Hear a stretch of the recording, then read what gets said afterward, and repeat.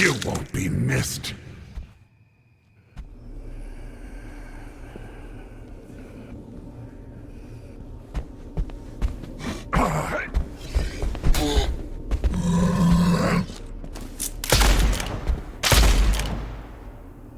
Blood West is one of my favorite games to come out in the last few years. A Western setting certainly isn't something I'm normally fond of, but when paired with Lovecraftian abominations, a spooky undertone, and an emphasis on exploration, that's the perfect combo for me, I guess, since I was hooked within the first 10 minutes. Blood West feels a lot like an immersive sim, given how atmospheric it can be, the attention to detail in some respects, the slower pace, and the heavy emphasis on stealth. While you do have a few ways you can build up your character with your level up perks, and the many varied weapons and lack of an infinite inventory screen means you'll have to think about your loadout before venturing out into the wilderness, this isn't as complex as something like Deus Ex, Thief, or Prey. It may look like that on a moment-to-moment basis at times when you're in the thick of things sneaking around. Heck, the Q and E keys even lean your character to the side to peer around cover, but you don't really have the freedom to interact with your environment in a multitude of ways. You aren't about to find an alternate route via hacking into a terminal or extinguish a light source to stay hidden. You either kill everything in your way, through stealth or not, or, don't engage with the fun parts of the game. It's not the type of adventure where you'll move boxes to climb a ledge or have varying methods to approach a certain roadblock or puzzle. That isn't to say the level design is linear, in fact, quite the opposite. The world is open from the very beginning. There are 3 distinct chapters in the game with their own unique areas, enemies, gimmicks, and quests. Once you've beaten the boss of the chapter and are plopped into the next one, you can start venturing through the new map in any order you wish, the only exception being the end boss to each section, which simply asks that you collect enough of the cursed items in the land before it opens up, and you'd be surprised at how often these, at a glance, lazy and thrown together levels are actually intricate and well thought out. Be it multiple entrances, taking advantage of different elevations, or simply them looping back around on themselves without you even noticing. That said, there's no denying how simple this game is. Walk around, grab stuff, shoot enemies in the head. No, really, shoot them in the head. If you don't, you'll surely die. The game is very punishing, with the big caveat that I'll get to later, and enemies hit very, very hard. You don't drop your items on death, or lose any of your experience, but you get warped back to the most recently activated totem, which could be pretty far away.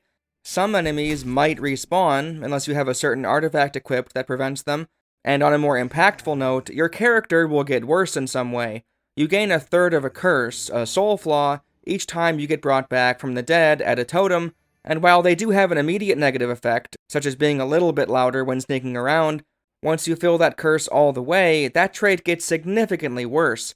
You can have multiple curses at a time too, so say if you died 12 times, good lord, you might have a rough time. Your maximum stamina and health are much lower, you're not sneaky. You thought he was sneaky, he's not sneaky. And you're more likely to bleed when struck by an enemy. There are ways to remove this curse, such as completing objectives the totem gives you, or using a rare potion, so you aren't a lost cause, but the point remains, it's easy to die in Blood West, even 1 or 2 mistakes can easily cost your life, and the setback is, while not insurmountable, definitely consequential. As silly as this next comparison may sound, hear me out. Blood West not only has immersive sim qualities, it reminds me a lot of the Souls series. I just went through the death mechanic and checkpoint system, and I can tell you right now the healing items don't function like the Estus flasks, and clearly the combat isn't there either, so you know it has to be something other than what people normally point to when they utter the phrase Souls-like. I don't think Blood West is a Souls-like, but when wandering through this environment on my own, it brought back waves of Demon Souls. For those of you who are either just naturally good at games, I guess, or have played literally any other FromSoft game post-Dark Souls first, you might laugh, but Demon Souls, when it first came out, was known for being a very difficult, unforgiving game that didn't lend you a hand in your time of need, and didn't over-explain its world to you.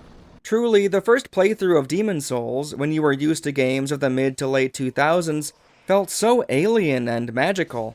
There was an air of mystery and unfamiliarity around every corner. Along with enemies that weren't just fodder, everything could kill you if you weren't careful.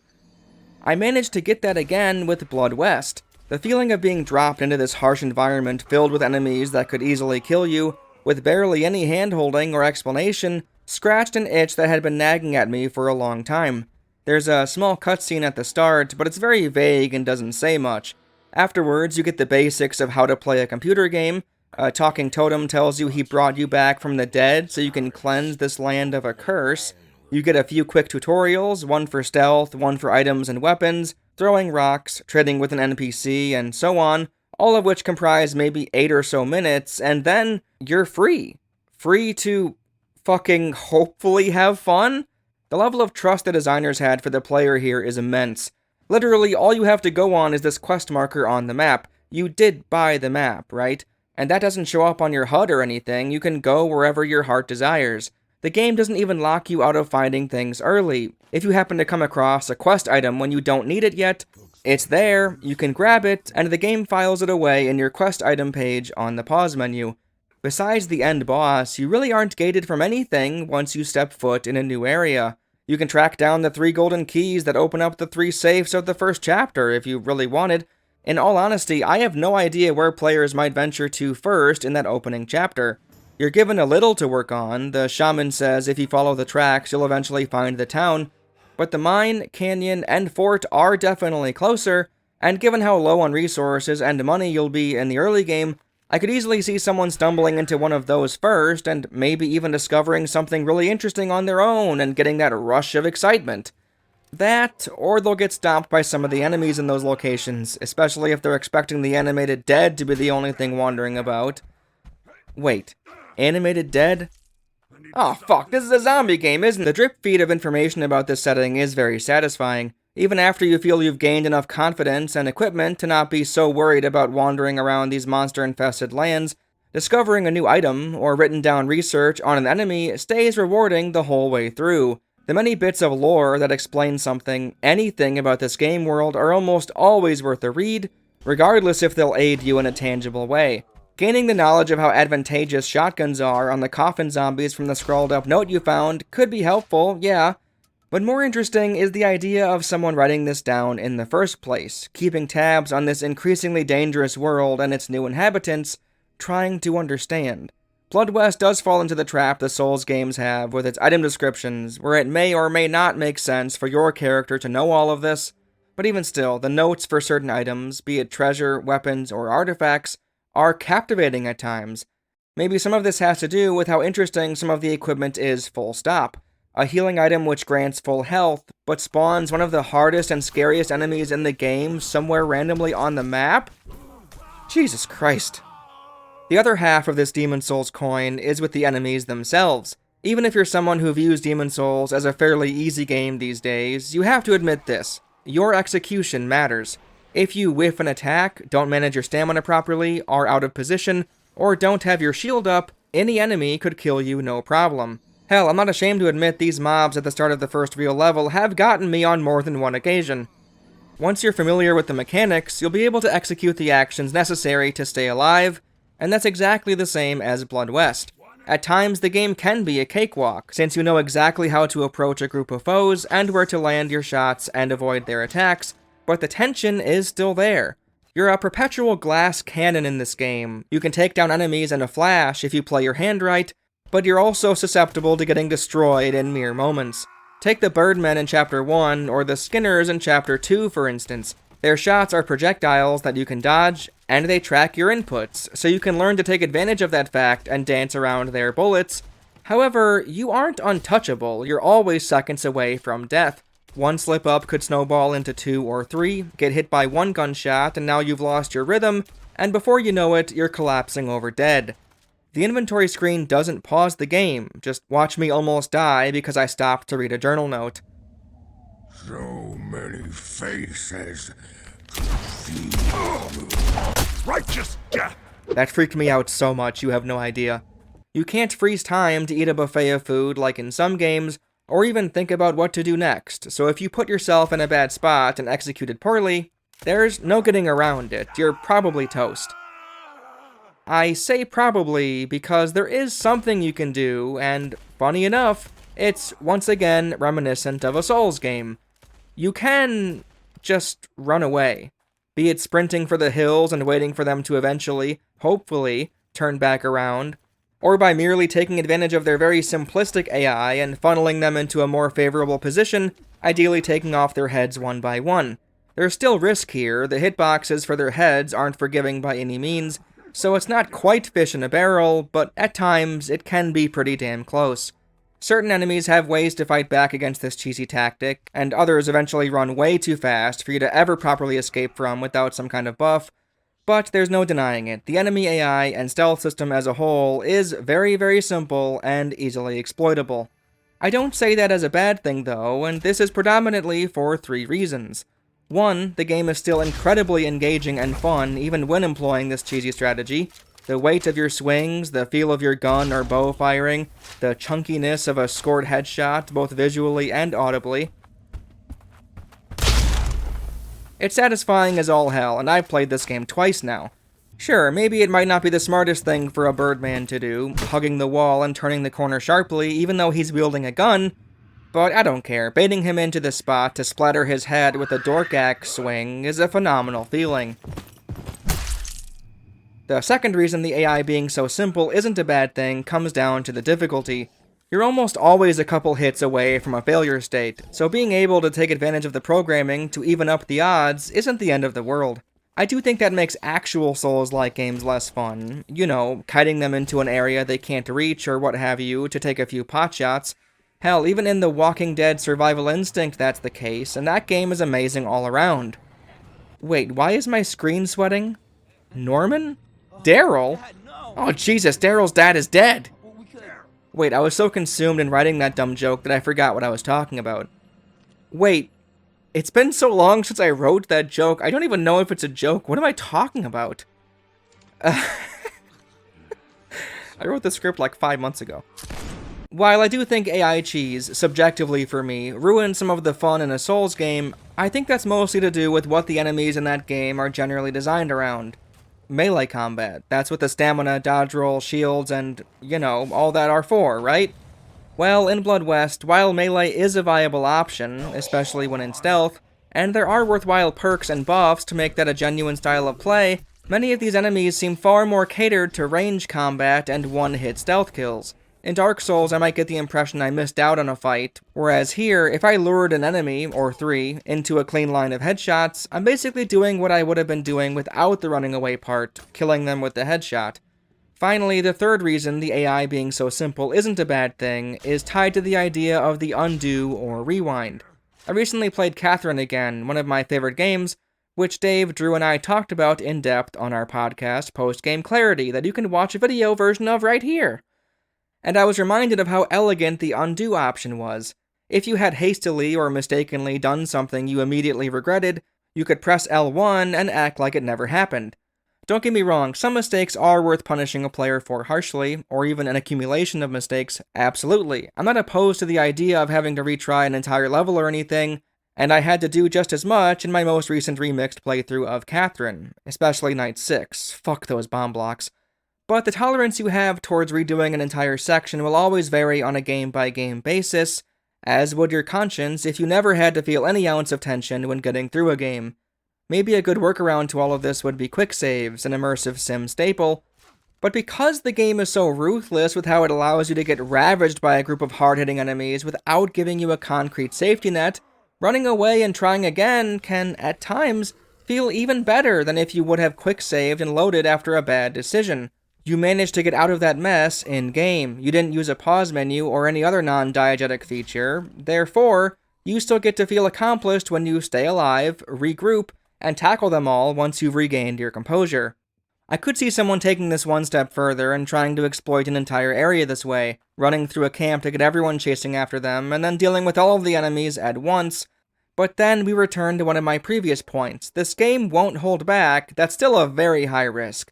The more enemies on you at a time that can't be immediately dealt with raises the stakes of every action in that combat encounter. Even when I was slicing through lesser enemies like Butter in one of the mines in Chapter 3 with my saber, there was still a risk of running into a boohag or gunner and getting completely dominated. So often the moment you get a little too confident is the moment a dog or something comes up from behind and proceeds to lead to your downfall. Along with running away, the detection meter at the bottom of the screen can also feel like you're taking advantage of the game. This one I'm a bit more split on, since this isn't information the character in-game would be able to see by any means. Once the bar fills up, you're officially spotted and will be hunted down. If there's an ear showing, it means something can hear you, and if it's an eye, something can see you. Sight makes it fill faster than sound. The system itself makes sense, and I actually do enjoy being able to refer to it and make decisions based around that knowledge, but it is a really simple and cheap way to figure out if there are any enemies left around you. Sprint in a circle and the bar doesn't show up, you're clear.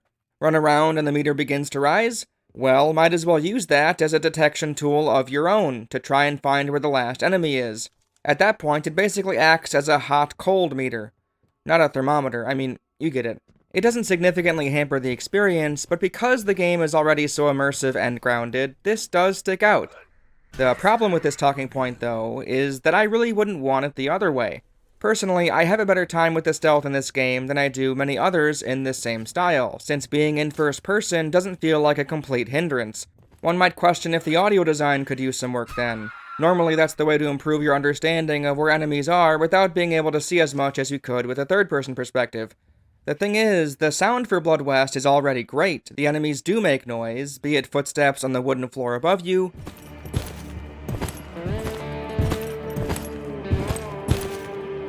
or the haunting murmurings of a few of them to signal they're nearly right on top of you. I saw a lovely sunrise yesterday. Or was it dusk?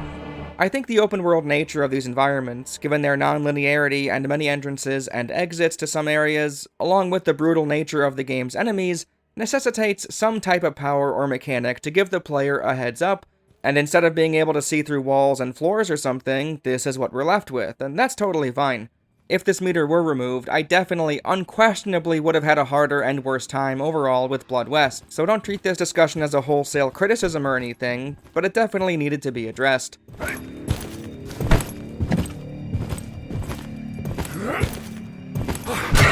Stray.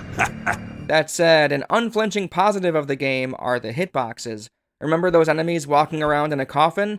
They actually have a tiny hole right where their face is, and if you can manage to land a hole-in-one, it's one of the most satisfying headshots in the game. Just look at how much these assholes move around, it's almost impossible to do it consistently. It's not impossible, I used to... Even more, the limbs can be targeted too, taking advantage of the animated dead's slower state while in the coffin itself. A lesser game would have treated the wooden barrier as a layer of armor you had to destroy and be done with it, but Blood West is not a lesser game. Besides the enemies, the hitboxes of the world itself deserve some attention. First of all, it should be stated how well the designers utilized this visual style to surprise players. I already love the low poly, yet still detailed as hell look, giving off chunkiness vibes while also feeling clean and sleek. Part of the latter might be due to the barren feeling you get from the settings. There's not nearly as much going on here as many other games, especially immersive sim or stealth titles, given you'll generally want to give players something to hide behind. It almost feels empty, and on a surface level, without playing it and seeing for yourself, that might make the game look cheap and lazy. It's not, though. The desolate nature of your surroundings and low graphical fidelity complements the loneliness and isolation of exploring these worlds on your own. In the canyons, for instance, there are only 2 non-hostile NPCs, both of them being merchants, and the other chapters are almost as vacant. This world is basically dominated by eldritch abominations at this point, and the lack of everything reinforces the eerie sensation that something doesn't feel right. This world is wrong somehow. It's all the more impressive, then, that they were able to use these visuals and assets to construct intricate and well-thought-out levels, even though your expectations of this very indie-looking game might be far lower. With all that in mind, I thought for sure this game would have very rudimentary invisible geometry. Sure, there's a hole in the fence, but that hardly ever means... oh shit, you can fire your weapon through it. Enemies can see you through the cracks. The tiny gaps aren't just for flavor, they come into contact with the gameplay. There's so much accomplished with so little in Blood West that it imparts a sense of intimacy. This is the opposite of a bloated game. So much has been stripped away until only the core elements exist, and getting to play around with what is here, almost as a way to make up for the lack of the fluff that doesn't exist, is freeing. Whether you're trepidatiously exploring an area unfamiliar, or making haste towards a quest objective in a place you've been before, because there's so little breadth in Blood West, you can take it all in. The fascinating enemies, the minimalistic but still oppressive soundscape, the crunchy visuals, the intricate level design, the ever-present danger lurking at the edge of your vision, waiting for you to arrive, anticipating your miscalculations. This is an unforgiving world, one where there's not much to do but press on, tackling the challenges ahead of you or discovering items that may help you in your conquest. Sometimes simple is better, and in the case of Blood West, it's absolutely true. It also helps that the equipment found within the world of Blood West is mesmerizing. I've often pointed out how little I care about stats, percentages, and numbers in games, especially if they're small changes, or if they're shackled to a gear of some kind. This could be a reason I dislike the loot-happy ARPG genre. However, in Blood West, the artifacts, weapons, and even potions that grant temporary buffs add up to not only allow for many specific builds and distinct loadout options, but they're so drastic in their effectiveness that they could be the key to finally overcoming a difficult obstacle. This is where that freedom to accomplish a task in whatever way you want comes into focus a bit, showing glimpses of the best of the immersive sim genre. Stealth melee is a great way to conserve ranged ammunition, and is simply a heck of a lot of fun full stop. But one of my fondest memories of Chapter 2 was utilizing a series of elixirs, an odd edge case weapon, and fierce determination to clear out a grouping of nightmarish fat men. I equipped a special dagger that lowered enemy damage by 40%, applied a whetstone to that dagger to make the next 10 hits 35% stronger, and I drank potions to increase my max health and improve my attack speed. If this was a problem that could be solved via headshot funneling, I wasn't taking the gamble, as it was far too risky for my skills. Other buffing and nerfing liquids can vault you over similar roadblocks, such as spirit and ethereal enemies. When you have on specific, very helpful artifacts, they can hit so much harder, but countering that with some moonshine and golden bullets, if you have some on hand, maybe even an artifact that makes it so spirits miss 50% of their attacks? There you go! Being a stealth archer has been everyone's dream ever since Skyrim opened our eyes to the prospect, and that's a very good way to save ammo, especially in the early game where you don't have a ton of money. Shoot an arrow, grab an arrow, unless it breaks. Being able to retrieve your arrows and eventually crossbow bolts after shooting them is very satisfying, but if you wanted to completely avoid running out of arrows, Blood West has you covered. There's a special bow that doesn't take ammunition, but every shot damages you. I didn't use it a whole lot, but it's one of many exceptionally interesting weapons found in the game. I don't really want to spoil a bunch for anyone, but my favorite for a large chunk of my playtime was a magical tomahawk. There are regular tomahawks found in Chapter 2, and you can grab them afterwards like normal if you choose to throw them, but the mystic variant I found randomly in a cave returns to you after thrown. It's incredibly impressive how many unique pieces of equipment and items exist in Blood West, and hardly any of their advantages overlap. There's not a few potions for sneaking, no, there's one sneaking potion, 40%. That's a significant enough number to feel impactful while also not being overpowered, and because it isn't getting overshadowed by a ton of other stealth stuff, if you're hoping to stay undetected, it feels worth it basically for the entire game. The same went for the increase to max HP potion, the damage resistance, both ethereal and physical, and on and on. The abundance of enemy-specific artifacts is a testament to the designer's creativity. They're an easy trophy to sell and to make money from, but all of them have an effect, most of which help you with the enemies you got it from in the first place. Even if you don't use any of these artifacts, the fact that they exist and had thought put into them fleshes out this world and these lesser foes a lot more than if they never had anything. One of the drops from the skin collector is especially heinous. If you equip it, you'll take less damage, but traders give you worse prices, and you'll die if you remove it. The environmental storytelling of these skin seeker and skin collector enemies are one of the most revolting things in the game. I'll give a brief content warning here, even though it's obviously a very crude art style, and it is a horror game, yes, but it still looks really unsettling. You'll sometimes come across entire sets of human skin recently cut off a body. I'd have to imagine this connects with the boo-hag enemies in Chapter 3, which lack skin. There's even a friendly one that asks you to retrieve her skin for her as a quest. Truly revolting, and that's a compliment. Making this art style look this disgusting is praiseworthy. When it comes to healing, it is a bit more bloated than the potions, but that's mostly due to the big scary enemy of each chapter dropping their hearts as artifacts. All of them have some sort of passive healing effect, and stacking them is as helpful as you'd hope. At the very least, using all three at once costs you artifact slots, and given how many artifacts there are, some very effective for certain areas, it is definitely discouraged to have only healing ones equipped. Along with that, it would feel pretty lame if the game prohibited you from taking advantage of the stacking possibilities, so this edge case is fine in my book. Ignoring those though, the active methods for healing are very conservative, which is for the best. A healing tonic and bandages. Bandages don't heal as much, but you can choose skills to make them more effective. Their main benefit, and where they get really interesting, is stopping your character from bleeding.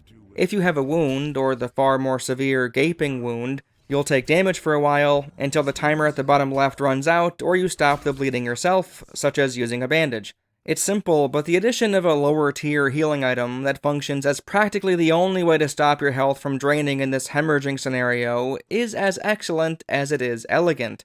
I say practically, by the way, as there is an artifact that you can cheese to stop bleeding quickly without bandages. It's supposed to be a consequence for sprinting too much, as you'll start bleeding once you're under 15 stamina. But it says hitting full stamina makes the bleed status go away. Again, it lines up with the artifact's stamina gimmick, but this also means if an enemy inflicts bleed on you, you can jump or sprint for a second and have the status vanish with barely any effort. Fantastic. As you can see, there's a cavalcade of off-the-wall items and weapons to find, and that does wonders for the desire to explore. Every new chapter there was this question of what new crazy thing you'll find next, and it's almost never what you expect. When you play games your whole life, you see the same guns and swords and such almost every time, and Blood West did a lot to reinvigorate my imagination, back to the time of my life where I hadn't seen the four horsemen of the gaming arsenal 100 times. You know the ones: assault rifle, sniper rifle, shotgun, and wrench? Nah, how about a gun that intimidates a set of enemies so much that they bow down to you when you have it equipped? That's what I'm talking about. The story stays much in the background, and it, along with the quests as a whole, mostly serve to gently prod the player along to fetch a few items, but what's there is interesting enough.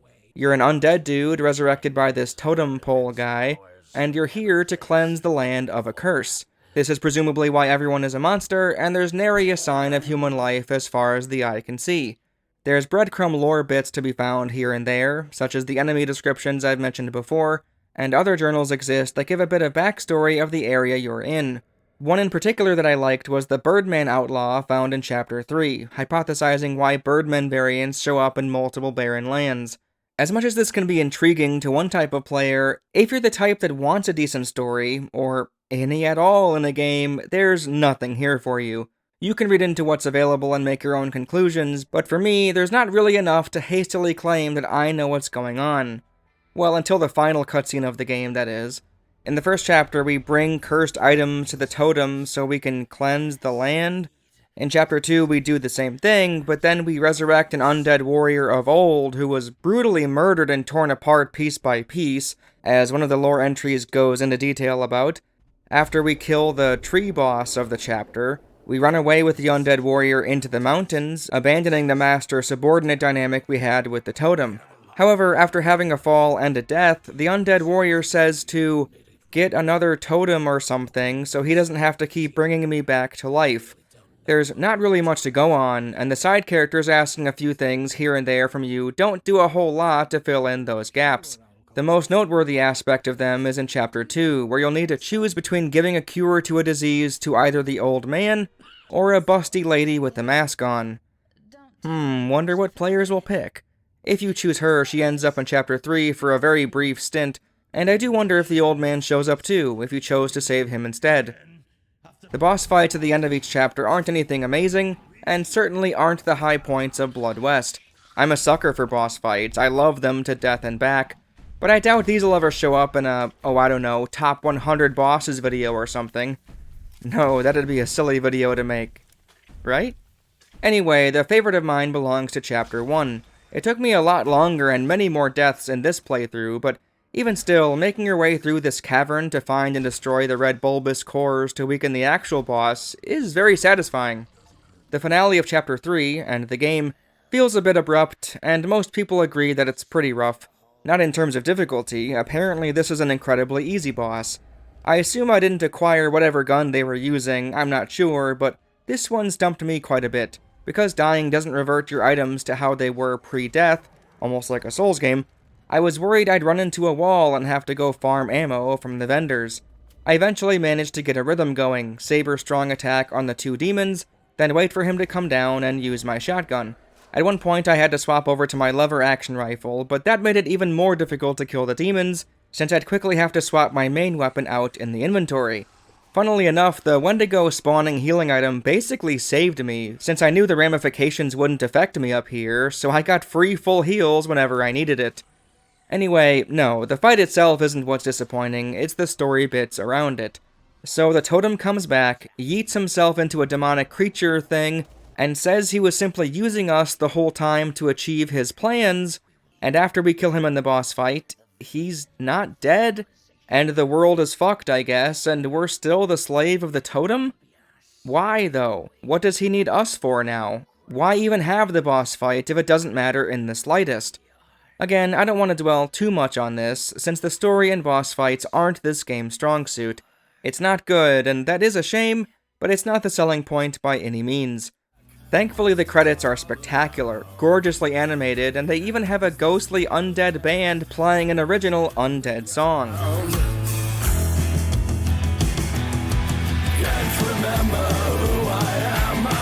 Blood West is an extremely simplistic take on the immersive sim. There's not really much to interact with or ways to think outside the box, but instead of feeling bare bones, the game feels focused.